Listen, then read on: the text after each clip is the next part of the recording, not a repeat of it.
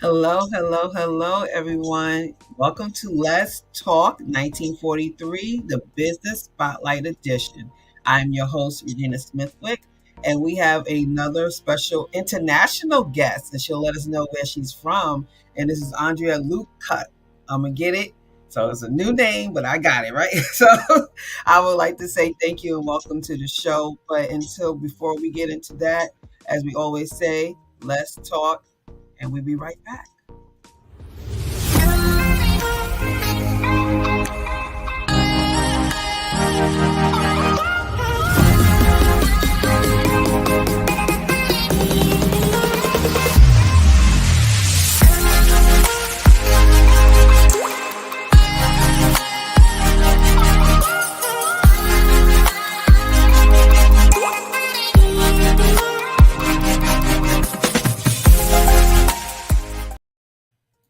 All right, we are back. We are back. Like I said, thank you and welcome to Let's Talk 1943. I'm your host, Regina Smithwick, and we have Andrea with us today, and we're going to have an interesting conversation. She, as Andrea, is a deeply wants people to know, to own their lives, and to learn to set healthy boundaries. She would love for everyone to live in their true potential and be happy and satisfied. So that's her goal. So, Andrea, welcome to Let's Talk. Hello, everybody. Thank you for coming. I appreciate you being here. Let the audience know where you're from. So, I'm from Austria, all over the world. Austria. So, like I told her, you're my first person from Austria on the phone on the show. We have people from Australia, from London. So this is our first. So thank you for joining us. We really appreciate you coming on the show today.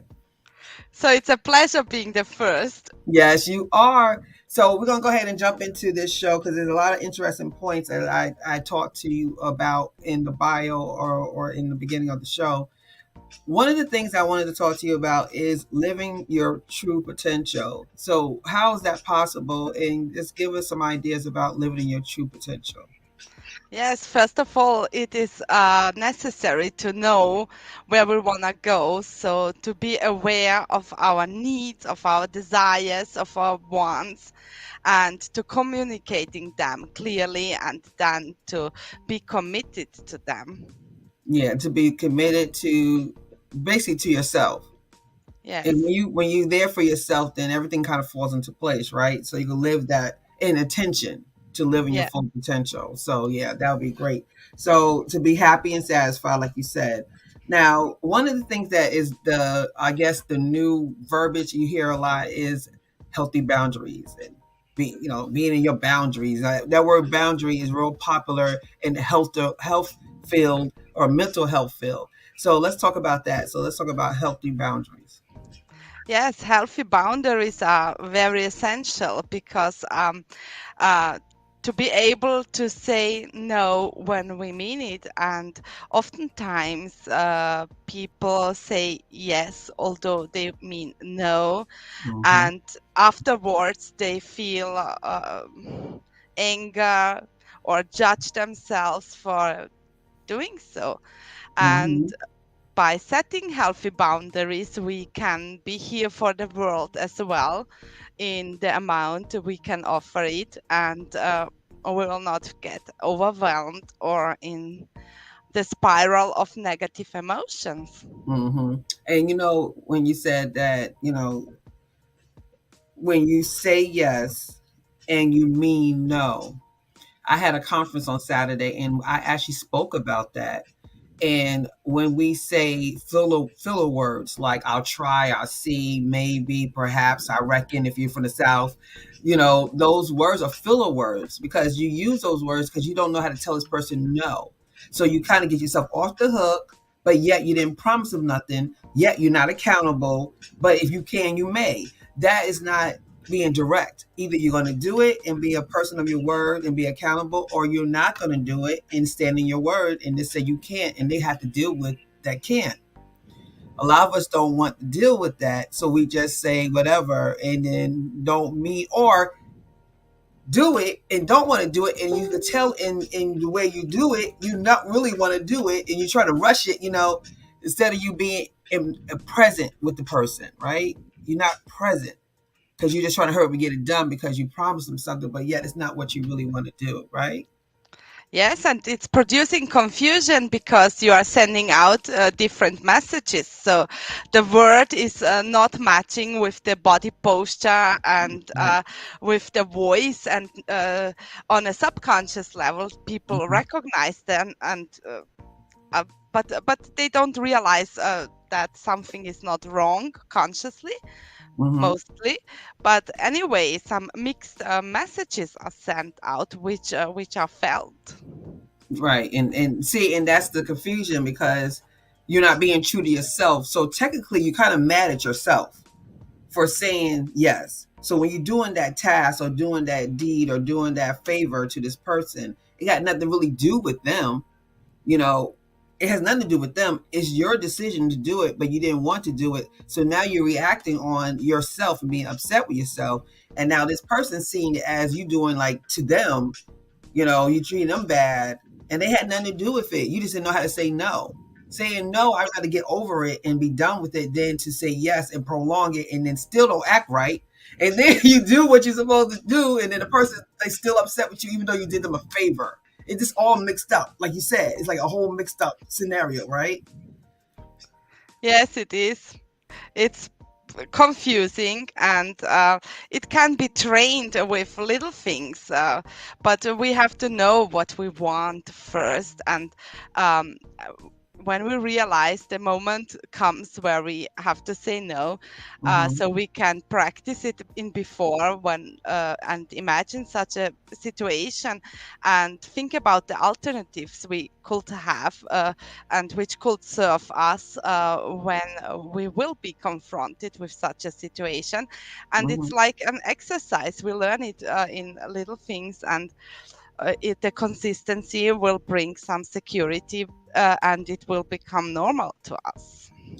Make it right, normalcy, making it normal to say no if you don't want to do it. And you just got to start with little stuff. And I Yes, guarantee you, the other person will be just fine. They will be just fine. They got they to get used will. to you, right? They got to get used to you saying no to them, just like they got used to you saying yes to them. So it's going to take a judge. It's going to take a little time, but they'll get it because I guarantee you, half of the people you're doing it for, Andrea, is the same time they do. They tell you no. They tell you no, but they're not used to you telling them no. But they know how to say no to you. You think Yes, most of that.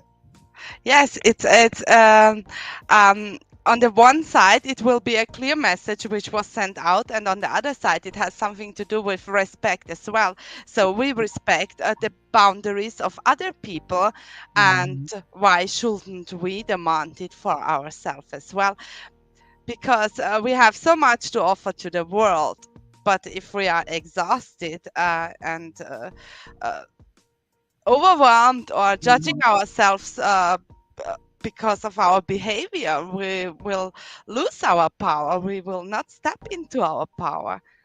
Yeah, and well, that's a good safe way to go into self care, right? Mm. Because when you don't deal with yourself, or you're not true to yourself, and don't stand in your truth, and you allow other people to dictate how you're going to live and what you're going to do, you do get drained and stuff, and you're not taking care of yourself. So let's talk about self care. Yeah, self care is also very essential because if we want to give something to the world, we have to have it first. We cannot give something we don't have. And it's easy to imagine if we compare it with money. We cannot give anyone some money if we don't have it by ourselves. And so it is Mhm. with our energy as well. So I recommend just putting some self-care time on the calendar as well, as Mhm. we have duties along the day. Mhm. So why not having the duty of taking care of ourselves, and even if it is 10 minutes a day?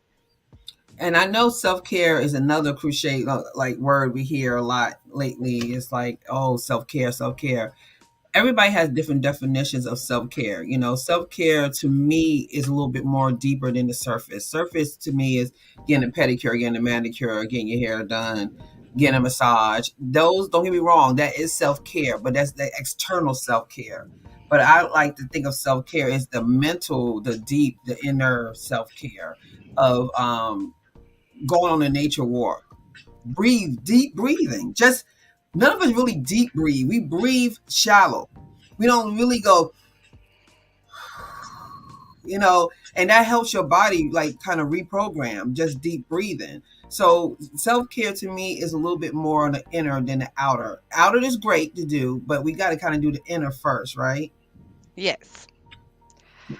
And that's where the power comes in and the momentum when we practice inner self care Mhm, and calm our thoughts down to just observe our body, the mhm, sensations in our body while we are breathing. mhm, So it's so wonderful, and we can practice it in nature as well. Why not if the weather is fine? mhm. Yeah, right. It's going to, and I know for me, I could just say for myself, I didn't understand self care like that until a couple years ago. And a lot of times with self care, we kind of feel kind of embarrassed. I'll say for me, because it's not what your normal people around you do, right? They don't do that. A lot of them kind of just do what you were doing because you all were doing it together. But when you decide to kind of go, okay, I'm going to sit here and just sit in a yoga position, and I'm just going to hum, and I'm just going to breathe, and I'm going to burn my candles. I'm going to get crystals. I'm going to, really be intentional on what I'm wearing and what I'm doing and what I'm saying. Like, it's a whole lifestyle. And a lot of times when you start doing more intentional stuff and being more into yourself and self-caring, first of all, you got to get selfish. And that's hard for a person like me who's a people pleaser. That's kind of hard to be, to be that way. So it kind of took me out of my regular comfort zone to do things that I never done. So you have to be comfortable with yourself because some people around you not going to understand it. You got to be ready to deal with that, right? Did that make any sense? Because I know that happened to me. Yes, it makes sense. And it's when we set our boundaries, for example, or practice self care, Hmm. and we decide to do it for ourselves. Our boundaries or our goals always will be tested by the world. So we have to show that we are committed to it, and we will stay committed, and nothing will happen. Right. We don't have to be afraid. Hmm. It's Right. it's it's even our birthright. It is. It It is. is. It is our birthright. We have so many birthrights that we do not take advantage of. We have so many birthrights that we feel that we supposed to be like it's supposed to be like a luxury item. Like, no, you had that right when you were born to do this, this, and that. You have the right to say no. That alone, we don't do. Yes, it's even a necessity. So it's not a luxury thing, it's a necessity. And we have to rethink just in our mind. And basically doing a new mindset, like changing your mindset. And like the Yes, things, like I said, I started to do, I kind of, it brought me to another level, and I'm still doing it, and you still learning and growing. It doesn't end, you continue to grow. So when we're talking about growing, so now we're going to be another person.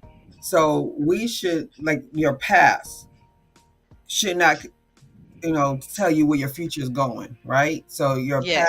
past needs Must to be. not determine your future. But to Hmm. change it, we have to understand our past first. Hmm. And for this, I want to make a little picture for Hmm. everyone. So we were born like let's say unfilled bottle. And Hmm. while growing up, we had some experiences and learned from it. And then this all conditioning came into and what was said to us when we were children, how this world is regulated, what we can do or have to do or are not allowed to do in this world was all put into this bottle, and Hmm. it's influencing us on a subconscious level. So um, we have to become aware of it and we can change it. So and if we are open enough, so the bottle is like not closed, it can go out and in these Hmm. belief systems, so we can change them easily. But And right. first of all, we have to become aware of it. And oftentimes there are subconscious patterns which influence us and which we are not aware of, that Mm-hmm. it maybe is something which was said to us when we were children. Mm-hmm. So it was a decision, and we can take another decision which is more serving to us. Yes, and you're absolutely right. So you have to know your past, recognize your past, and acknowledge your past. Because just like the world is today, a lot of us are not learning from the past. We're repeating cycles and repeating things that we've done 50 years ago, and we're doing it all over again because we're not paying attention of our past. So that's very important. So recognize, embrace, accept your past. Accept it. It's okay. Like I said, I know I had low self esteem. I had insecurity issues. I'm a people pleaser, and I needed validation. Those are my things that I had to work on. I accepted them. I'm dealing with them, and now I'm not scared of them no more because I value that I did do that because it's gonna make me a better person here. It's not gonna determine what I'm gonna be tomorrow. But yet I recognize them, and it makes it so much better when you recognize them. Because the big monster that you thought it was big is not as big no more because you actually embraced it. So that's very important. I like that you said that. And we said about the healthy boundaries. Boundaries, the details of boundaries, right? So I could say the no thing is a boundary.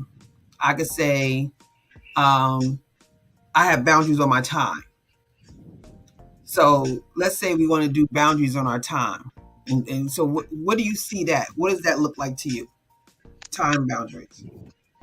Let's say we have a calendar which is filled with duties we have to do, and Mm-hmm. we can prioritize them by what have I to do or what can be done, Mm-hmm. and then letting some time and puffers for the what I want, and we can then prioritize what is more important for us to get everything in place and done. And if it is someone wants something from us and our calendar is like full, we can say no, there is no time on this day, but let's negotiate. There will be a time here. How is it with you? Mm-hmm. And I'm sure it can be planned out successfully for both sides. Yeah, for both. That's true. Yeah, because your time is so valuable, and a lot of times we do. Pastor said one time, we are so busy being busy, we're not being productive. Yes, and that's the thing. What I love with this prioritizing, because if I know I have 1 or 2 hours to do get this job done, so I realized that by focusing and planning it out, I Hmm. was much more productive. So I got done in these 2 hours what I mostly wouldn't get done in several hours. Because you plan. You Yes, you know, I, plan I your future. I did the same. I started doing that. I bought a little tablet. It's a to do list, and it has its lines, and it just write in what you need to do for each day. And any paperwork, any documents, anything I got to read, whatever. The night before, I put it all together in a stack right next to my computer. And when I get up in the morning, I do that stack. I do on from the first to the bottom. I don't go skipping around. I just take the first, do what I got to do to keep it going. I check the list, make sure all is done. And when I leave, I know my day is done because I prepared it the night before and I know what I got to do today. A lot of times we kind of wake up and go, okay, well, what I got to do? I got to do. If you write it out the night before and when you get it done the next day, you feel so accomplished. You feel like you've done something. You feel like you're productive. You feel like and you didn't forget anything because it's all done right here already. So I agree with you 100,000%. Just put your day in order the night before.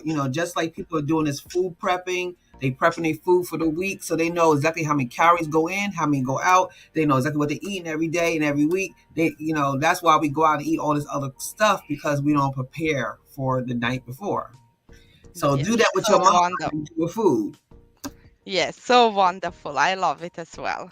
I know, isn't it? So I'm gonna definitely stay on that. I have my calendar. I always check it every morning to know what my day is, and if I gotta add something, that's okay. It's okay. Sometimes you gotta add a couple things here and there, but as long as you know where it goes and falls in that calendar, you still have control of it. It's not like it's gonna control you. Yes. Um, Talking about control. So I'm 52 now. I'm over that little hump, right? That little 52, and we're going this way now. So I know you have a thing that you talk about is empowering yourself as you lead yourself down to the other side. So what is your take on that? So to remember everything what we already accomplished, and by practicing with the calendar is, let's say, one example, because we celebrate each day our success that we have finished and did our to-do list. So it's Hmm. a part of success which we achieved, and we can memorize it, and why not valuing it as Right. such. And we can recall some great memories from the past which will Hmm. change our state. And when we are in a changed state, in a positive state, we are more likely to take good decisions because we are in our power. We are in our power, so we basically accept our power. We accept that we have power, and then we Yes. stand in it, and then we stand in it, and we embrace it. It's just Yeah. getting to know you. You just got to get to know who you are and be happy who you are, and understand that the joy is internal. Joy is always with you, and you got to keep that joy with you. And life is going to throw you things, and you're going to have to maneuver and navigate, right? So that's going to happen, but your internal joy doesn't switch off. You can still be joyful inside of the valley or in the mist. You still could be joyful. So I think that's so, so important. Yeah. I enjoyed you today, Andrea. You was a great guest. We all learned a lot. We learned about our boundaries. We learned about this being truthful to ourselves. We learned about prioritizing your time. So there's a lot of stuff that we learned from this today. So we do appreciate you. You have anything to say to our audience before we close out today? Yes, be your best observer, and find your way to your personal happiness and success. Thank you so much. That was so nice. Yeah. So remember, always look, be your best person, do the best you can, and you can't go wrong. So until next time, am Regina Smithwick. I am the host of Let's Talk 1943. This is a business spotlight edition, and we definitely welcome anyone who wants to come on and promote their business or their services. I'm here for you. So just reach out to us as you see on the screen, www.letstalk.com or let's talk, well, excuse me, let's talk 1943.com or let's talk 1943 at gmail.com. And so until next time, God bless. Thank you.